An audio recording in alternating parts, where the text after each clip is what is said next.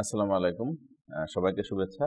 আমি doctor Mohammad Ashikur Rahman Akon, paediatric ophthalmologist, squint and phaco surgeon, সহযোগী অধ্যাপক, জাতীয় চক্ষু বিজ্ঞান ইনস্টিটিউট এবং consultant, Bangladesh eye hospital Uttara ব্রাঞ্চে আছি। আজ আমি কথা বলবো শিশুদের চোখে হঠাৎ রক্ত জমার কারণ, এর লক্ষণ এবং এর চিকিৎসা নিয়ে। প্রথমে আমরা জেনে নিই যে একটি শিশুর চোখে হঠাৎ করে রক্ত কেন জমাট বাঁধে বা হঠাৎ কেন রক্ত জমতে পারে। সাধারণত কিছু কারণ থেকে খুবই কমন, যেমন অনেক সময় একটি শিশু যদি হঠাৎ চোখ জোরে ঘষা দেয় বা ডলাডলি করে, তখন হঠাৎ করে তার চোখে কিছু অংশে রক্তক্ষরণ হতে পারে। এছাড়া অনেক সময় দেখা যায় খুব ছোট কোনো আঘাত পেলে চোখে রক্ত জমাট বাঁধতে পারে।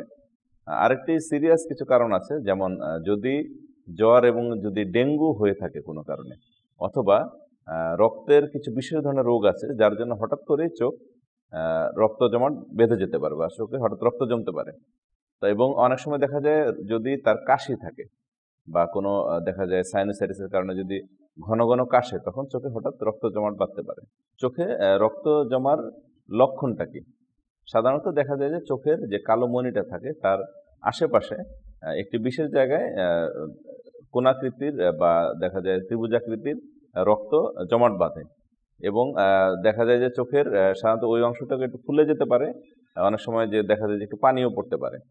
তো এই লক্ষণগুলি দেখা গেলে আমরা ধরে নিই যে তার চোখের উপরিভাগে রক্তক্ষরণ হয়েছে। চোখে রক্তক্ষরণ হলে আসলে সাথে সাথেই আমাদের চক্ষু বিশেষজ্ঞের শরণাপন্ন হতে হবে, কারণ এটি যেমন আমি বললাম কিছু সাধারণ কারণ আছে, কিছু কিছু ক্ষেত্রে খুব মারাত্মক ঝুঁকির কারণও থাকে। এজন্য আমরা দেখে আসলে আমরা বিশেষ ধরনের যন্ত্রের সাহায্যে পরীক্ষা করে দেখি যে কি কারণে এই রক্তপাতটি হচ্ছে, এবং এই রক্তপাতের কারণ নির্ণয় করে আমরা তখন তার প্রয়োজনীয় চিকিৎসা দিয়ে থাকি। সাধারণত দেখা যায় যে চিকিৎসার মাধ্যমে এটি 7 থেকে 10 দিন বা 2 সপ্তাহের মধ্যে পুরোপুরি ঠিক হয়ে যায়। তো এই জন্যই চোখে যদি রক্ত জমাট বাঁধে বা রক্ত ক্ষরণ হয়, তাহলে দেরি না করে অবশ্যই দ্রুত আমাদের এখানে দেখাবেন এবং আমরা এর কারণ নির্ণয় করে এর সঠিক চিকিৎসা প্রদান করব। কারণ অনেক সময় যদি আমরা দেরি করি, তাহলে চোখের ভেতরে অনেক সময় রক্তক্ষরণ হতে পারে এবং এক্ষেত্রে তার কিন্তু সে অন্ধত্ব বরণ করতে পারে। ধন্যবাদ।